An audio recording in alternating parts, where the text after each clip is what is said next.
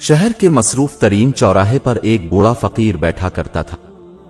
اس کی ڈھیلی سفید داڑھی، گندی چادر، ننگے پاؤں اور ہاتھ میں لکڑی کا ایک چھوٹا پیالہ تھا۔ اس نے کبھی کسی سے کچھ نہیں مانگا۔ وہ خاموش بیٹھا رہتا تھا اور جو بھی اسے کچھ دیتا تھا اس کا شکر گزار ہوتا تھا۔ لوگ انہیں دادا جی کہتے تھے۔ ہر کوئی اسے ایک عام فقیر سمجھتا تھا، لیکن اس کی آنکھوں میں اتنی گہرائی تھی کہ پڑھا لکھا آدمی بھی اس کے سامنے خاموش ہو جاتا۔ ایک دن ریحان نامی نوجوان اپنے دوستوں کے ساتھ چوراہے سے گزرا۔ اس نے فقیر کو دیکھا اور اس کا مذاق اڑایا۔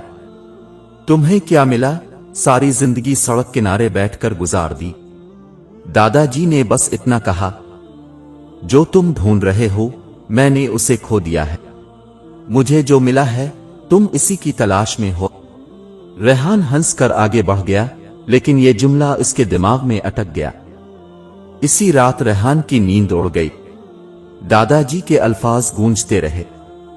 اگلے دن وہ اکیلا دادا جی کے پاس آیا اور پوچھا، دادا آپ نے کل کیا کہا تھا؟ مجھے سمجھا دیں۔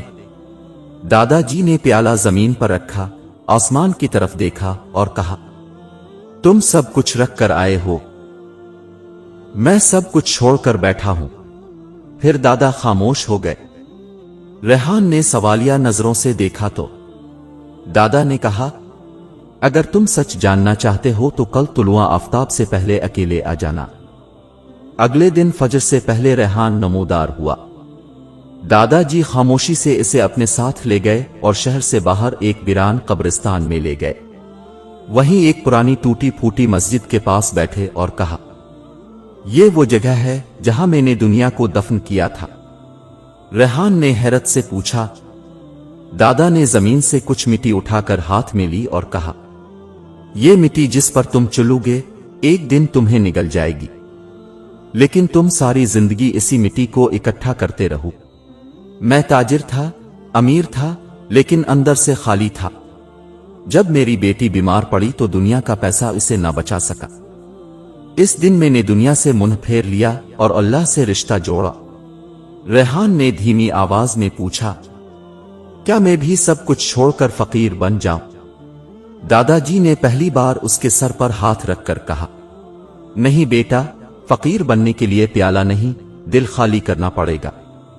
دنیا میں رہتے ہوئے درویش بننا سیکھنا ہے۔